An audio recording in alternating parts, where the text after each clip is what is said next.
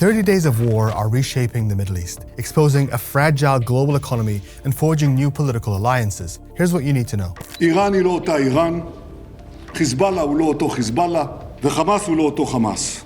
Israeli Prime Minister Benjamin Netanyahu's tone is celebratory as he expands his invasion of southern Lebanon. More than 1 million people, a sixth of the country's population, has been displaced since Israeli forces invaded most of this area below the Litani River. Israel says it wants to create a so-called buffer zone south of the Litani to secure its northern towns, which Hezbollah has been attacking in retaliation for the war in Iran. But now it wants to go further, ordering the displacement of people living as far north as the Zahrani River as its buffer zone expands. Israel has repeatedly violated a ceasefire with Lebanon since November 2024, claiming the government wasn't doing enough to disarm Hezbollah. Lebanon says Israel's continuous attacks undermine that process, but that its army had cleared the area south of the Litani.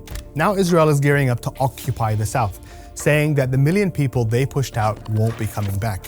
To pave the way for this, they've unleashed brutal bombing raids, blowing up bridges and leveling whole neighborhoods. Meanwhile, panic spreads in southern Israel after interceptions from an Iranian missile struck a gas pipeline near a chemical plant in Beersheba. Civilian infrastructure has increasingly been targeted by Iran after Israel attacked its energy sites, desalination plants, and universities. Iran has also continued to strike targets in Kuwait, the UAE, and Saudi Arabia, damaging the radar system at Kuwait International Airport and destroying a US surveillance aircraft stationed at the Prince Sultan Air Base near Riyadh. These images, verified by AFP, show an attack on the airbase which took place on Friday, leaving more than 15 US troops injured, 5 in serious condition. Are you considering still putting boots on the ground, and would you do that without going to Congress? I just have lots of alternatives. Donald Trump says negotiations with Iran are going extremely well, but that he also wants to take Iran's oil. In an interview with the Financial Times, the US president said he may try and take control of Kharg Island,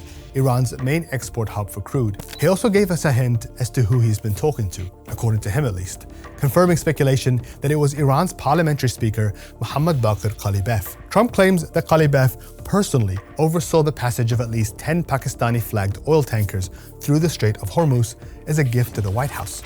The problem is, no one in Iran is acknowledging this, least of all Qalibaf himself, who says that Trump is simply trying to cool the oil market before it reopens on Monday. Brent crude is now at $115 a barrel, just $3 shy of its price at the start of the Ukraine war. Meanwhile, messaging from Iran's leaders remains defiant, warning the US against any attempt at a ground invasion. That's it from me today. Stay with us on Al Jazeera for all your updates in the war on Iran.